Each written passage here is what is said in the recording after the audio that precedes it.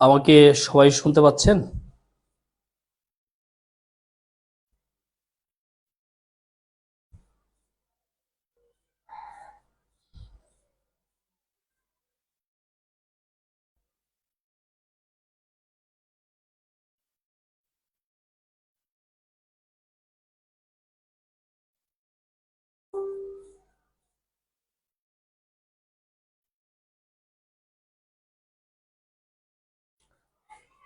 আমাকে শুনতে পাচ্ছেন কিনা সবাই?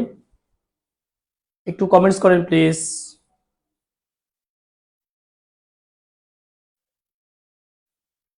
সবাই আমাকে শুনতে পাচ্ছে কিনা একটু কমেন্টস। শুনতে পাচ্ছেন কিনা সবাই? একটু কমেন্টস। হ্যাঁ, সবাই শুনতে পাচ্ছেন আমাকে। আমি আশাবাদী।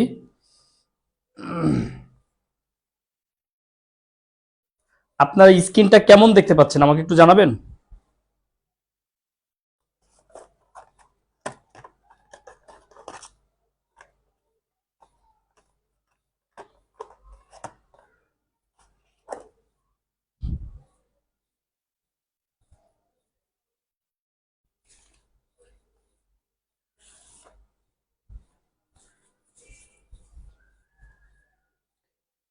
কালারফুল একটা নতুন বিষয় আর কি আবিষ্কার করলাম, যেটা জানা ছিল না, করলাম আর কি। ফ্রেমের মতো, গুড, ভেরি গুড। তাহলে আমি সাকসেস। তো লেখাপড়া খালি করাই না, লেখাপড়া করানোর পাশাপাশি একটু এগুলো দেখতেছি যে আরো কত ভালো করা যায়। ভালোই হয়েছে মনে হয়। যাই হোক, আজকে আমরা সরকার ব্যবস্থা নিয়ে কথা বলবো। আর সরকার ব্যবস্থা মানেই হচ্ছে সংবিধানের তৃতীয়, চতুর্থ এবং পঞ্চম ভাগ, সেটা নিয়ে কথা বলবো আজকে। আর তার আগে আমাদের যে জিনিসটা সংবিধানের বাকি ছিল, বা যে জিনিসটা আলোচনা করা উচিত, সেটা হলো সংবিধান সংশোধন। সেটা নিয়ে কথা বলবো আগে। তাহলে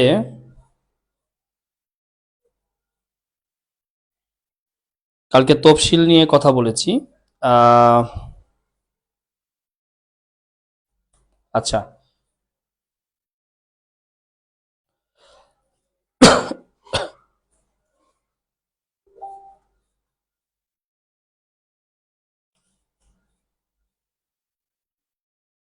আমরা সংবিধানের সংশোধন নিয়ে কথা বলতে চাচ্ছি।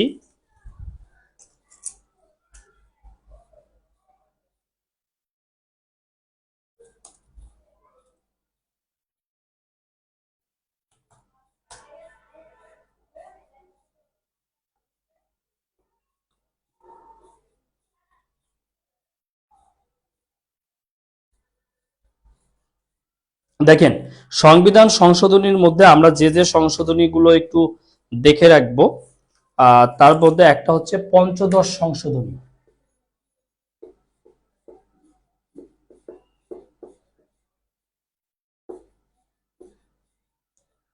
পঞ্চদশ সংশোধনীটা আমরা একটু দেখব।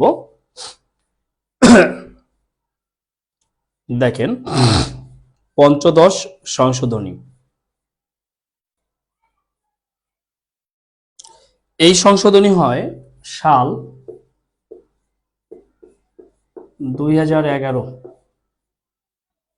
2011 সাল, অর্থাৎ পঞ্চদশ সংশোধনী হয় 2011 সালে।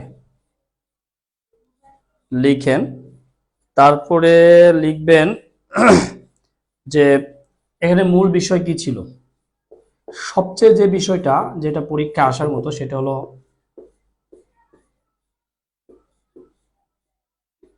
তত্ত্বাবধায়ক সরকার ব্যবস্থা বাতিল। তত্ত্বাবধায়ক সরকার ব্যবস্থা বাতিল, এইটা হচ্ছে সবচেয়ে মূল বিষয় ছিল। ঠিক আছে, তারপরে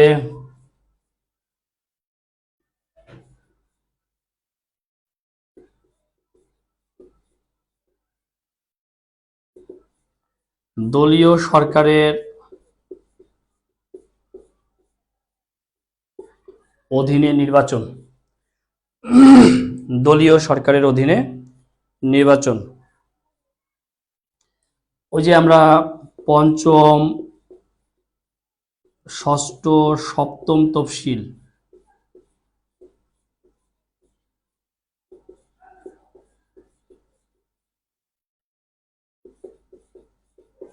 সংযুক্ত করা হয়, এই তফসিলিগুলো সংযুক্ত করা হয়।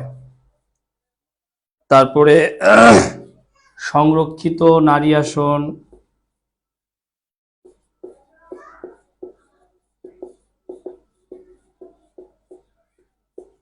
পঁয়তাল্লিশ থেকে 50 করা হয়। সংরক্ষিত নারী আসন 45 থেকে 50 করা হয়। পরিবেশ ও জীববৈচিত্র্য সংরক্ষণ ও উন্নয়নের জন্য কাজ করা হয়।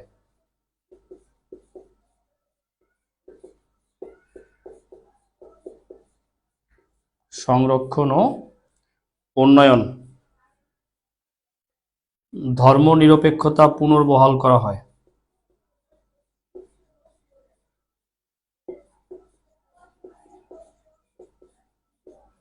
পুনর্বহাল করা হয়, ধর্মনিরপেক্ষতা পুনর্বহাল করা হয়। ওকে, এরপরে উপজাতি ও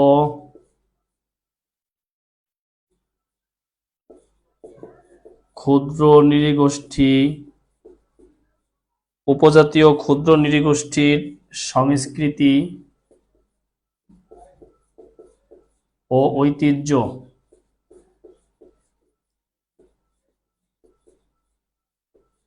সংরক্ষণ করা হয়। সংরক্ষণ করা হয়। দেখেন যে কোনো পয়েন্টে কিন্তু চলে আসতে পারে, কারণ এগুলো ইম্পর্টেন্ট বিষয়। হ্যাঁ, 15তম সংশোধনীর এগুলো খুবই ইম্পর্টেন্ট একটা বিষয়। যেমন গণভোট বাতিল করা হয়,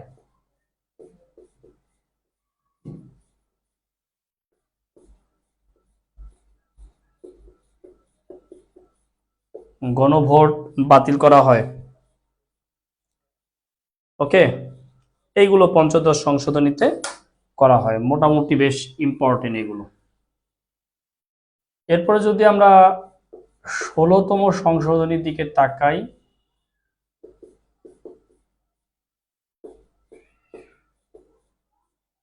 16তম সংশোধনী মানে ষোড়শ সংশোধনী যেটাকে বলি, এইটার সালটা হলো 2014। আর এখানে যেটা করা হয়েছে, বিচারপতিদের অভিশংসন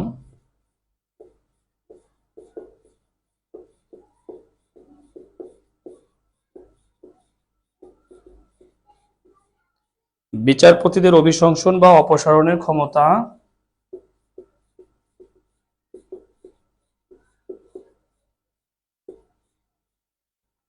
অভিশংসন বা অপসারণের ক্ষমতা জাতীয় সংসদের উপর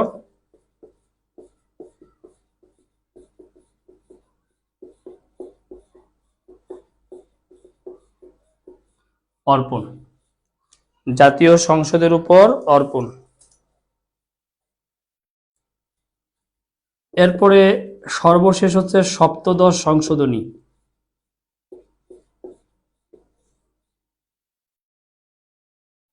সপ্তদশ সংশোধনী, সপ্তদশ সংশোধনী হচ্ছে এটা 2018 সালে হয়, এটাই সর্বশেষ সংশোধনী। এখানে যেটা করা হয়েছে, সংসদে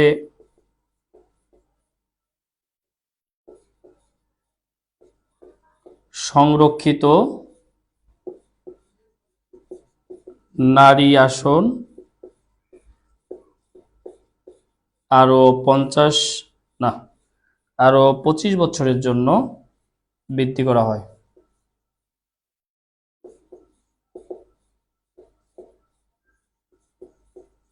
অর্থাৎ সংসদে 50টি সংরক্ষিত নারী আসন, এটা আরো 25 বছরের জন্য বৃদ্ধি করা হয়। এটা একটা টেম্পোরারি বিষয়, যেটা যে কোনো সময় এটা বাদ দিতে পারতো, কিন্তু সরকার কি করলো, সরকার হচ্ছে আরো 25 বছর এটা মেয়াদ বৃদ্ধি করলো, যে আগামী 25 বছর পর্যন্ত এটা আমরা করতে পারবো। আর দুই একটা লাইন লেখাই দেই, মেজর মানে সংশোধনী থেকে মেজর গুলো লেখাই দিছি, ইম্পর্টেন্ট গুলো শেষ। তারপরেও ত্রয়োদশ সংশোধনী, একটু উল্টা দিকে যাচ্ছি। ত্রয়োদশ সংশোধনীতে যেটা হয়, অবাধ সুষ্ঠু নিরপেক্ষ নির্বাচনের জন্য তত্ত্বাবধায়ক সরকার গঠন হয়। যদিও এটা আসবে না, তত্ত্বাবধায়ক সরকার গঠন। পঞ্চদশ সংশোধনীতে এটা বাতিল করা হয়েছে, ত্রয়োদশ সংশোধনীতে এটা গঠন করা হয়েছে। ক্লিয়ার কি সবাই? আজকে চমৎকার একটা ঝাঁকা নাকা একটা ফ্রেম দিয়ে ক্লাস শুরু করেছি, ভালোই লাগতেছে আর কি। ঠিক আছে, হোয়াইট বোর্ডে এরকম ফ্রেম দেওয়া, হ্যাঁ ভালোই লাগতেছে। আপনাদের কেমন লাগতেছে? কোনো ডিস্টার্ব হচ্ছে না তো আবার, যে ভালো করতে গিয়ে এটা মন্দ হয়ে গেল কিনা? এই আপনাদের কেমন লাগতেছে? ক্লিয়ার? ওকে। যেমন আহ আমরা যদি অষ্টম সংশোধনীটা পড়ি একটু, অষ্টম,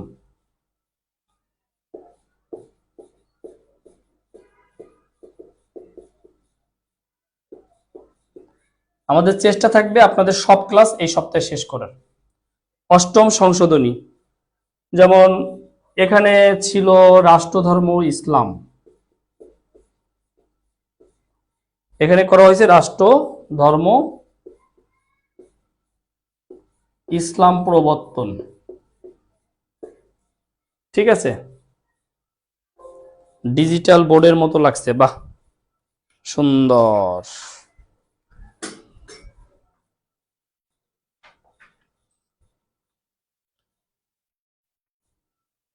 দেখেন, রাষ্ট্রধর্ম, হ্যাঁ রাষ্ট্রধর্ম কি ইসলাম প্রবর্তন করা। তারপরে আগে ঢাকা বানান ছিল DACCA, এই ঢাকা থেকে এই ঢাকা বর্তমান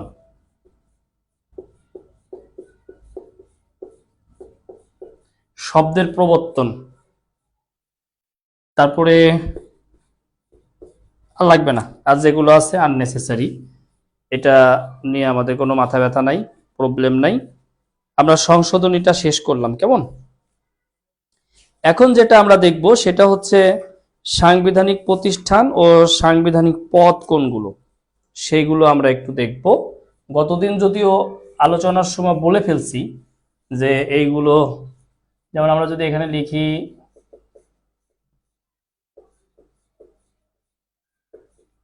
সাংবিধানিক প্রতিষ্ঠান, হ্যাঁ, তারপরে এখানে যদি লিখি আমরা সাংবিধানিক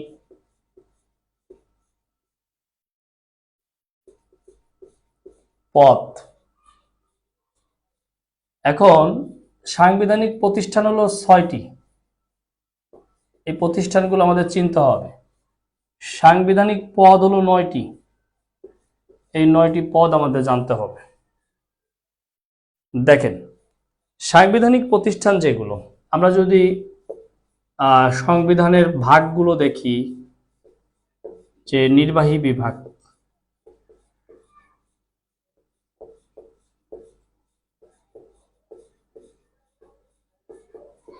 আইন বিভাগ, বিচার বিভাগ। নির্বাহী বিভাগের আরেক নাম হচ্ছে শাসন বিভাগ। দেখেন, এগুলো সংবিধানে যেগুলো আছে ওইগুলো সাংবিধানিক পদ। যেমন এরপরে আপনি পাবেন নির্বাচন কমিশন,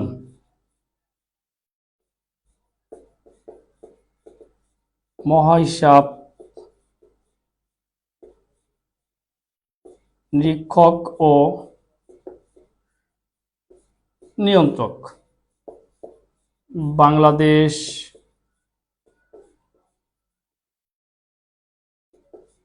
সরকারি কর্ম কমিশন।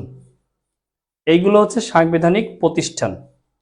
সাংবিধানিক পদ যদি বলি আমরা, যে দেখবেন এই যে নির্বাহী বিভাগে দেখবেন প্রথমেই রাষ্ট্রপতির নিয়োগের কথা বলা হয়েছে। তার মানে এই বিভাগের মধ্যে রাষ্ট্রপতি আছে। এই বিভাগের সদস্য হচ্ছে গ্রামের চৌকিদার থেকে রাষ্ট্রপতি পর্যন্ত, মহামান্য রাষ্ট্রপতি পর্যন্ত সবাই। যেমন রাষ্ট্রপতির পরেই যদি আমরা দেখি প্রধানমন্ত্রী, মন্ত্রী। আজকে কি একটু গরম বেশি পড়ছে? উপমন্ত্রী, মানে আমার জন্য কেমন অস্বস্তি লাগতেছে, আমার কাছে মনে হচ্ছে আমি ক্লাস নিতে পারবো না। প্রতিমন্ত্রী, এরা। যেমন এরপরে যে আইন বিভাগের মধ্যে যখন ঢুকবো আমরা, তখনও রাষ্ট্রপতি প্রধানমন্ত্রী পাবো, কিন্তু আরেকজনকে পাবো, তিনি হলো স্পিকার। স্পিকারের পরিবর্তে আমরা আরেকজনকে পাবো,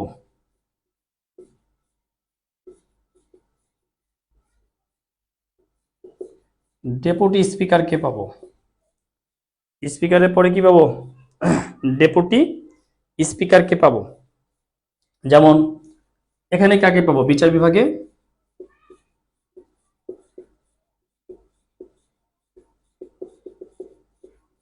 প্রধান বিচারপতি ও অন্যান্য বিচারপতি। ভালো কথা, আমরা এটা থেকে পাচ্ছি। আমরা যখন মহাহিসাব নিরীক্ষক নির্বাচন কমিশনে যখন যাব, তখন কি পাবো? তখন পাবো প্রধান নির্বাচন কমিশনার ও অন্যান্য কমিশনার বৃন্দ।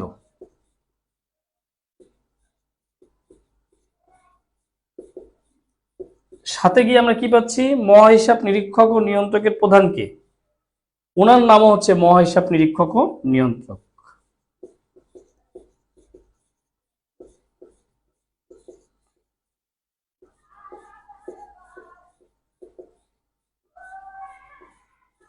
নিয়ন্ত্রক।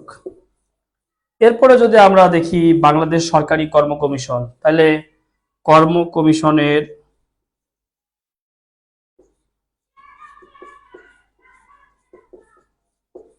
চেয়ারম্যান ও অন্যান্য সদস্যবৃন্দ। দেখেন, কর্ম কমিশনের চেয়ারম্যান মহোদয় ও অন্যান্য সদস্যবৃন্দ। আমরা যদি 9 নম্বরে যাই, তাহলে আরেকজন থাকলো, যেহেতু আইন বিভাগ আছে এখানে, তাইলে সংসদ সদস্য। দেখেন, আমরা টোটালি হচ্ছে সাংবিধানিক প্রতিষ্ঠান ও সাংবিধানিক পদ, এই জায়গাটা কিন্তু এখন পেয়ে গেছি, টোটালি পেয়ে গেছি। একদম ক্লিয়ার কিনা দেখেন একটু।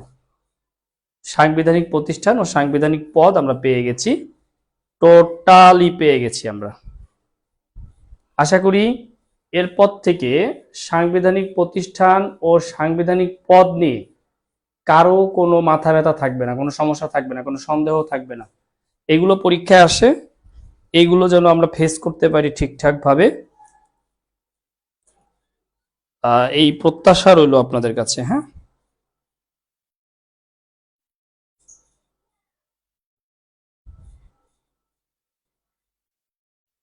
আসেন আমরা সরকার ব্যবস্থার ক্লাসে চলে যাব। আজকে যেহেতু সরকার ব্যবস্থার উপরেই ক্লাস, অর্থাৎ আমাদের এই সংবিধানের 3টা খণ্ড, আইন বিভাগ, বিচার বিভাগ এবং হচ্ছে কি বলে এটাকে, শাসন বিভাগ, আমরা এই জায়গাগুলো দেখব। আইন শাসন বিভাগ, আইন বিভাগ, বিচার বিভাগ, সরি, এই 3টা আমরা দেখব। আমরা প্রথমে নির্বাহী বিভাগ বা শাসন বিভাগ পড়ব, তারপরে আইন বিভাগ পড়ব, তারপরে বিচার বিভাগ পড়ব। কেমন? ওকে।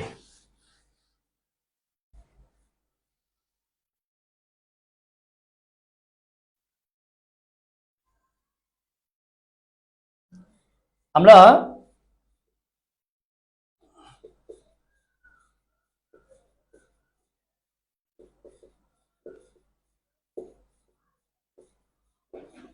বাংলাদেশের সরকার ব্যবস্থা দেখব। এটা প্রথমেই আমরা যেটা দেখব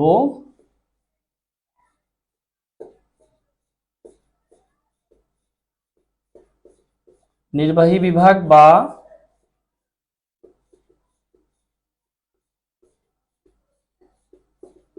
শাসন বিভাগ। নির্বাহী বিভাগ বা শাসন বিভাগ। লেখেন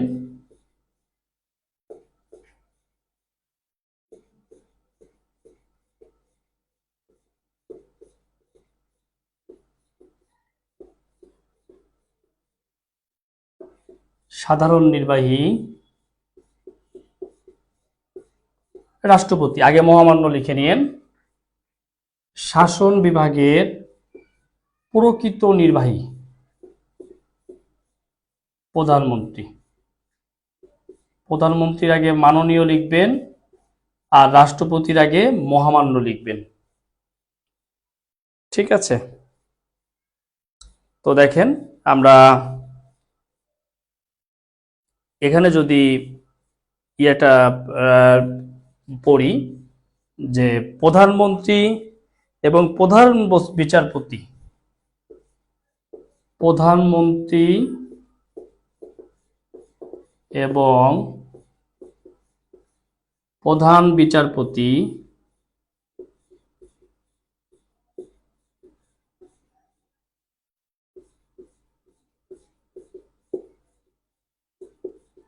নিয়োগ করেন রাষ্ট্রপতি। তাহলে প্রধানমন্ত্রী এবং প্রধান বিচারপতিকে নিয়োগ করেন কে? রাষ্ট্রপতি। আমরা লিখি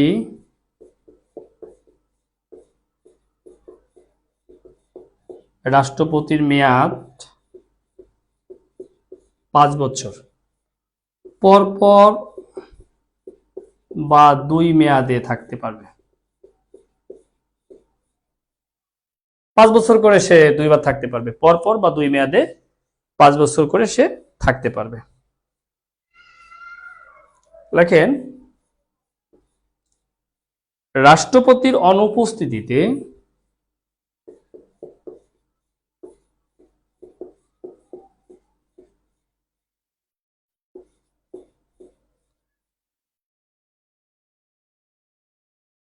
রাষ্ট্রপতির দায়িত্ব পালন করবেন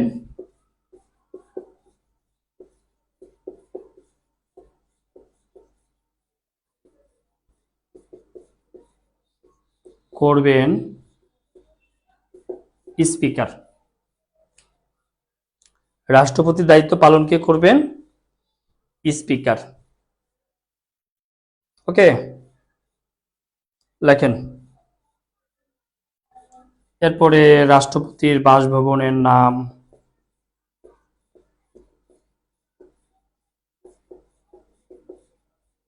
এটা আমরা জানি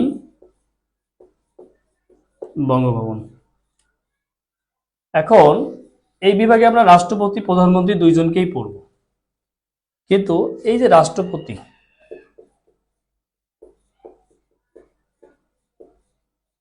পদাধিকার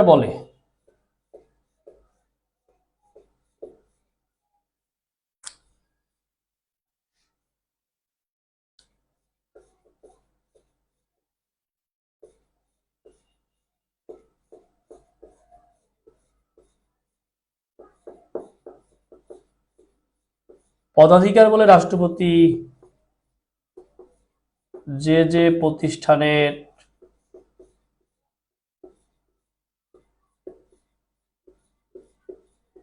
প্রধান,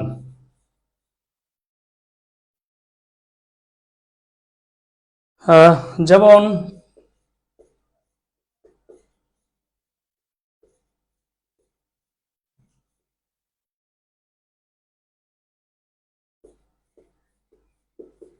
বাংলাদেশ সশস্ত্র বাহিনীর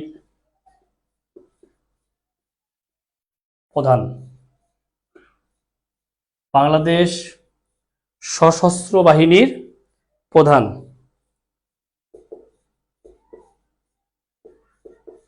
সরকারি ও বেসরকারি বিশ্ববিদ্যালয়ের চ্যান্সেলর চ্যান্সেলর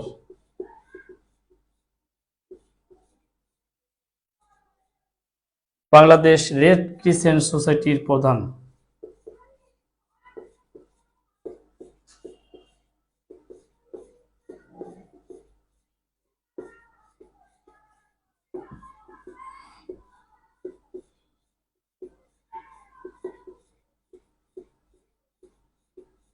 রেড ক্রিসেন্ট সোসাইটির প্রধান।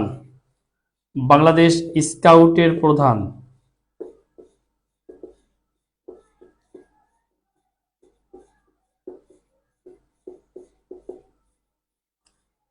স্কাউটের প্রধান। এরপরে বাংলাদেশ এশিয়াটিক সোসাইটির প্রধান।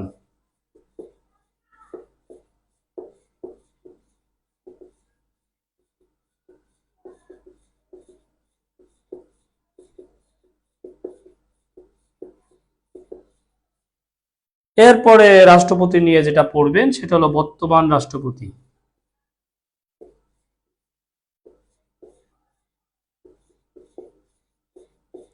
আমরা জানি বীর মুক্তিযোদ্ধা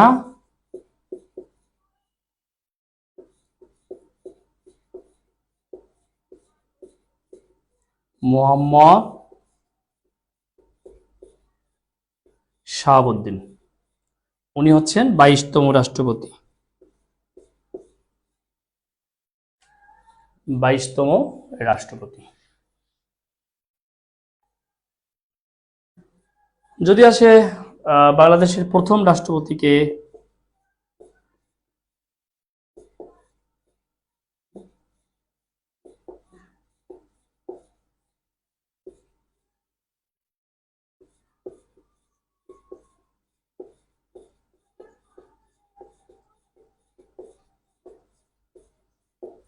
বঙ্গবন্ধু শেখ মুজিবুর রহমান।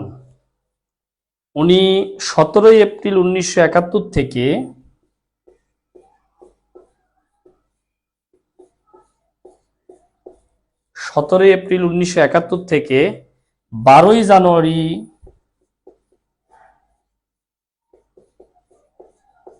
1972 এই সময় পর্যন্ত উনি রাষ্ট্রপতি থাকেন। 17 এপ্রিল 1971 থেকে 12 জানুয়ারি 1972 পর্যন্ত উনি রাষ্ট্রপতি ছিলেন। বুঝতে পেরেছেন? তাহলে এই বিভাগের আরেকজন যিনি হচ্ছেন প্রকৃত নির্বাহী, তিনি হচ্ছেন প্রধানমন্ত্রী, যিনি হচ্ছেন প্রকৃত নির্বাহী। তাহলে দেখেন, এই যে প্রকৃত নির্বাহী যিনি হচ্ছেন সরকার প্রধান, এবং এই প্রধানমন্ত্রীকে শপথ বাক্য পাঠ করাবেন হচ্ছে মহামান্য রাষ্ট্রপতি। তাহলে প্রধানমন্ত্রীকে শপথ বাক্য পাঠ করাবেন কে? মহামান্য রাষ্ট্রপতি। এই প্রধানমন্ত্রী তিনি সরকার প্রধান বা মন্ত্রিসভার প্রধান সংবিধানের 55-56 নং অনুচ্ছেদ অনুযায়ী। সংবিধানের 55 ও 56 নং অনুচ্ছেদ অনুযায়ী প্রধানমন্ত্রী হচ্ছে মন্ত্রিসভার প্রধান। লিখে নেন, সংবিধানের 55-56 নং অনুচ্ছেদ অনুযায়ী প্রধানমন্ত্রী মন্ত্রিসভার প্রধান।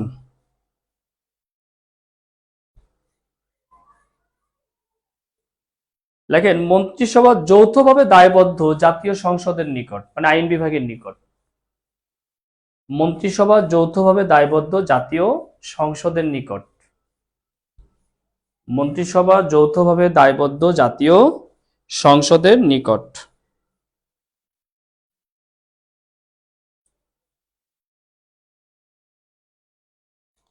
দেখেন, বাংলাদেশের প্রথম প্রধানমন্ত্রী তাজউদ্দিন আহমেদ। বাংলাদেশের প্রথম প্রধানমন্ত্রী তাজউদ্দিন আহমেদ। আবার এখানে রাষ্ট্রপতির মতো করে আপনাকে পড়তে হবে প্রধানমন্ত্রী পদাধিকার বলে যেখানকার প্রধান।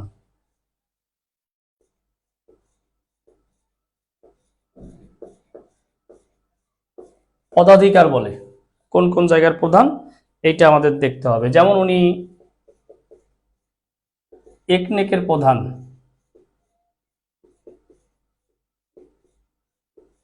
উনি নেকের প্রধান। না, খুব অস্বস্তি, এত বুঝলাম না, মাথাও ব্যথা করতেছে কেন।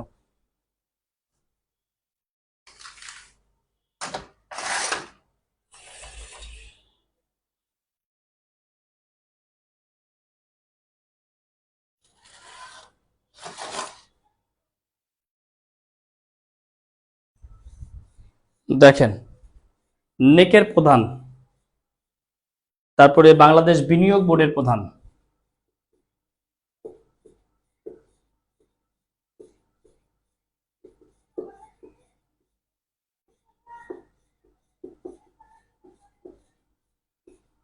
বাংলাদেশ বিনিয়োগ বোর্ডের প্রধান, নিকারের প্রধান,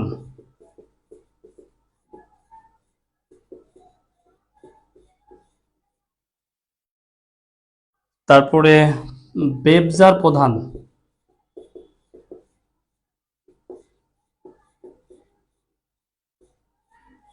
বেবজায়ের প্রধান, জাতীয় পরিবেশ কমিটির প্রধান,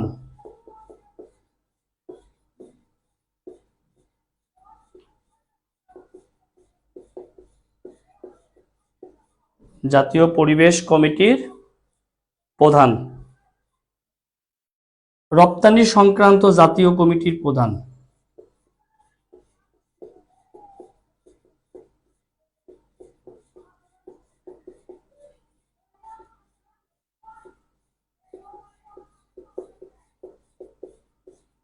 রপ্তানি সংক্রান্ত জাতীয় কমিটির প্রধান, জাতীয় পর্যটন পরিষদের প্রধান,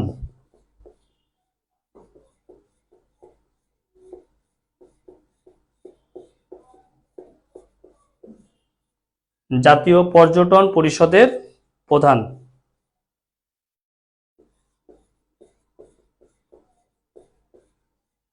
জাতীয় মহিলা ও শিশু উন্নয়ন পরিষদের প্রধান।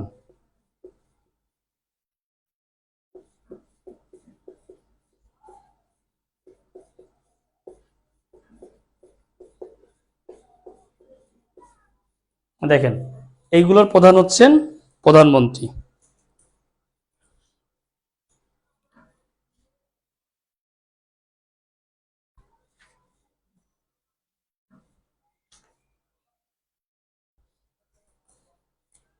ওকে, আমরা পড়তেছিলাম আমাদের নির্বাহী বিভাগ বা শাসন বিভাগ সম্পর্কে আমরা পড়ছি। আমাদের আইন বিভাগ মানে হলো আমাদের জাতীয় সংসদ। আমরা আইন বিভাগে গিয়ে জাতীয় সংসদ পড়ব। আমাদের বিচার বিভাগ হচ্ছে অধস্তন ঊর্ধ্বতন আদালত, সে আদালত সম্পর্কে আমরা জানব। আমার কাছে মনে হচ্ছে যে আমি খুব অসুস্থ হয়ে পড়েছি, আর কথা বলতে পারছি না আর কি, একটা অস্বস্তি লাগতেছে, কিছুক্ষণ রেস্ট প্রয়োজন। মানে একটা ভ্যাপসা গরমে আমার কাছে মনে হচ্ছে আমি অসুস্থ আর কি, তো পড়েও যেতে পারি কথা বলতে বলতে। যাই হোক, আপনাদের তো ক্লাস বিলম্ব হয়েছেই, আজকে এ পর্যন্তই রেখে দেই। একটা বিভাগ পড়াইলাম, আর দুইটা বিভাগ আছে, সরকার ব্যবস্থা এবং রাজনৈতিক ব্যবস্থা একসাথে কালকে। এখন রেগুলারই ক্লাস হবে, হ্যাঁ, 6:45 থেকে 7টায় শুরু হবে। 6:45 একটু ইয়া হয়ে যায়, 7টায় শুরু হবে, 8টা সোয়া 8টায় শেষ হয়ে যাবে, 1 ঘন্টা 15 মিনিটে। আশা করি এই সপ্তাহে আমি শেষ করে দিতে পারবো। ঠিক আছে।